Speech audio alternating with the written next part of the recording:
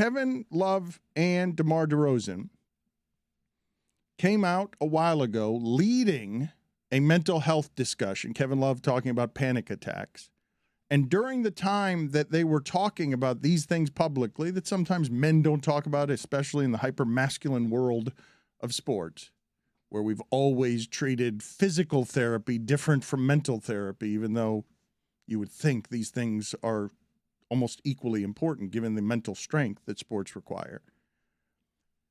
You have seen... Greg Cody didn't go to the penalty box. He's just been outside my door eating croquetas. Well, he didn't have to come to the meeting because he's perfected all of this. He just went and got... He's hungry. He went and got something to eat and didn't get penalized at all. We should have food in the penalty box. No payoff. Cater it. He just That's what took the a commissary's snack for. break. Wow.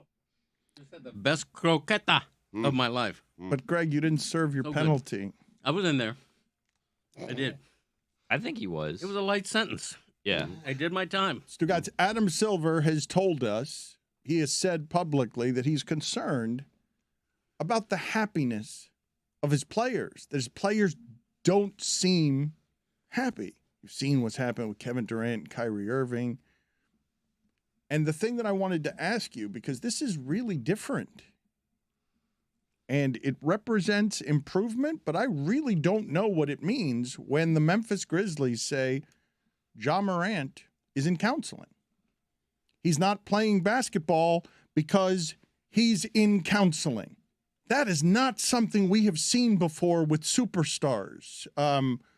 We've heard of rehab, but the last sentence of Ja Morant's apology, which was profuse, and I don't know how you guys felt about the New York Post and the strip club revealing the visuals of his night in the strip club, which looked like a night in a strip club, which are supposed to be... For whom? For people who spend $50,000 in a strip club, that's what a night in a strip club looks like. It felt a bit invasive as a privacy. Yeah. It would be something A that... bit. As a strip would club, say. I would say that if I were a customer of that strip club, I would hold it against that strip club that any of that is released. Angry letter coming.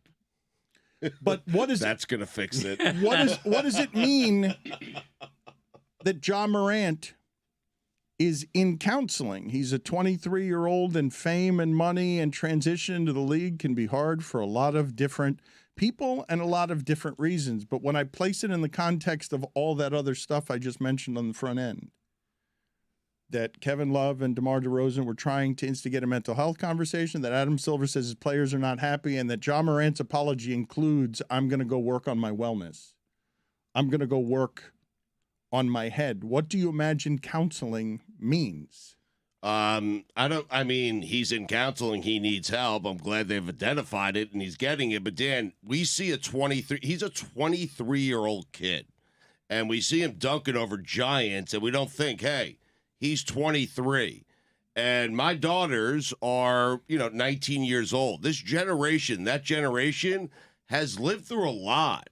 When you talk about the pandemic, when you talk about all the things that they've had to deal with in the last 4 or 5 years. And so when you combine that with getting all that money at such an early age, that stardom and all that stuff, I have no idea how that affects an individual. And I imagine it affects each individual differently. And Ja Morant has not handled it well, but he's not the only one.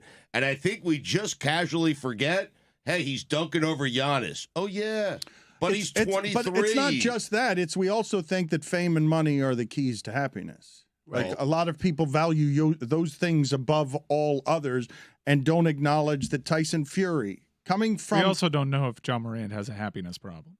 No, we do not. But I don't assume that when Tyson Fury arrives at the pinnacle of success, removed from families, decades of family fighting in the streets, a gypsy street fighter.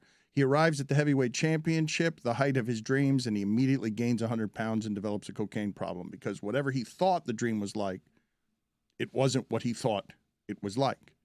And I don't know if Ja Morant has a happiness problem, but he has a wellness issue that he is going to work on privately, and he's going to miss games When I don't think waving a gun on an Instagram live video, I don't think of that as a wellness problem. I think of that as something that's not very smart that a young person might do while posturing, but this is now morphed into this guy is missing an indefinite amount of time, a superstar in the league for counseling, and it's not something you've seen happen a whole lot in the history of that sport. That anyone who is in Ja Morant's position comes out publicly and the framing of it all is counseling. And counseling is better when you're a brand than it is some of the other things. Counseling, we have arrived at a place in progress where you send someone to counseling and people can understand after what the last few years have been like, no matter how much money you have, I can understand someone needing counseling or mental help or asking for help with anything. That's a good place to be at. And those skeptics out there could say, well, this is just a public relations concoction, and this is how you address that, and while also garnering some sympathy. But I think it's genuine, and we should take it at surface value, and we should also respect it and not leap to assumptions about one's general happiness. We know what some of the issues are, and it's just what some of the allegations were and what we've seen on Instagram, and we know that it's unbecoming of a superstar, and the organization shared the concerns that most people had right now. I think that's at the heart of what's being addressed. If there's something larger and he can end up being a better person because of it, all power to him. I think it's a real breakthrough and very good that leagues and teams and players are being fairly upfront about this, because it is nothing to hide. It's nothing to be ashamed of if you need to work on your mental game, on your mental health.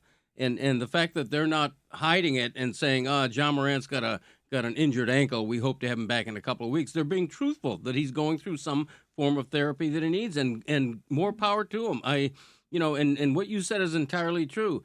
We think that money solves everything when, in fact, money can create problems more than it solves problems. With Ja Morant, we're hearing that, he's supposedly hanging with the wrong crowd, quote unquote, whatever that means. Maybe money is a factor there, perhaps. It's just hard. It's just hard to know what's really going on in his head. But like Mike said, I feel like when a team announces what he's doing, it feels more PR-y.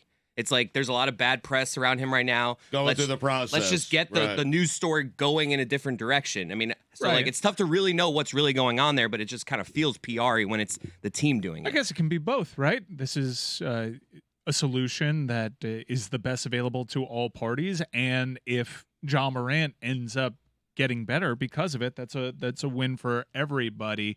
You started this segment by saying Adam Silver's had a happiness problem. I do think that he's gone to some lengths to address that happiness problem. This is now an option. This is far more a welcoming environment than it used to be.